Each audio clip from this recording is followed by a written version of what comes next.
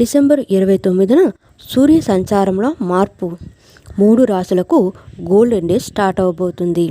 డబ్బు, సంతోషంతో పాటు మరెన్నో. డిసెంబర్ 29, 2025న సూర్యుడు మూలా నక్షత్రాన్ని విడిచిపెట్టి పూర్వాషాఢ నక్షత్రంలోకి ప్రవేశిస్తాడు. పూర్వాషాఢ నక్షత్రాధిపతి శుక్రుడు. శుక్రుడు సంతోషం, వైభవం, కళ మరియు ప్రేమకు ప్రతీక. సూర్యుని ఈ నక్షత్ర పరివర్తన జనవరి 30, 2026 వరకు ఉంటుంది. ఈ సమయంలో ఆర్థిక లాభాలు, కెరీర్లో పురోగతి ఉంటుంది. మేషరాశి, సింహరాశి, ధనురాశి వారికి ఈ సమయం శుభప్రదంగా ఉంటుంది. మేషరాశి. సూర్యుని పూర్వాషాఢ సంచారం మేషరాశి ప్రజలకు ఎంతో శుభప్రదమైనది. వ్యాపార సంబంధిత ప్రణాళికలు విజయవంతం అవుతాయి. పని ప్రాంతంలో మద్దతు ఉంటుంది. మీరు కష్టపడి పనిచేయడం వల్ల ఫలితాలను పొందుతారు. గౌరవం లేదా పదోన్నతి పొందే అవకాశం ఉంటుంది. వ్యాపారులకు కొత్త ఒప్పందాలు, డబ్బు సంపాదించే అవకాశాలు లభిస్తాయి.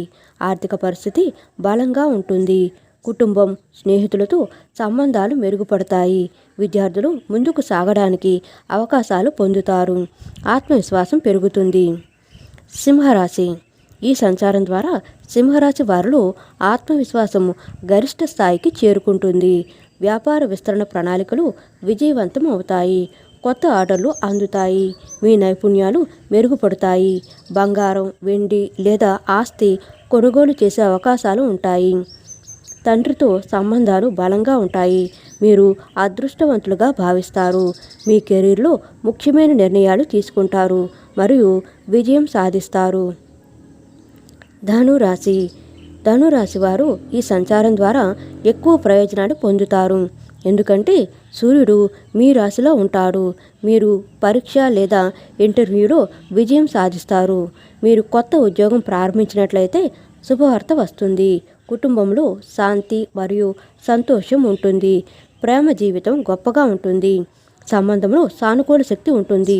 ఉద్యోగంలో ఉన్నవారు కొత్త ఉద్యోగం లేదా బదిలీ పొందవచ్చు. ఈ సమయం మీకు కావలసిన విజయం మరియు ఆనందాన్ని తెస్తుంది. పరిహారాలు. ఈ సంచారం శుభప్రదమైనది, కానీ కోపం మరియు తొందరపాటును నివారించండి. ఎర్రని బట్టలు ధరించి బెల్లం దానం చేయాలి. ఇది సూర్యుని కృపను మరింత పెంచుతుంది.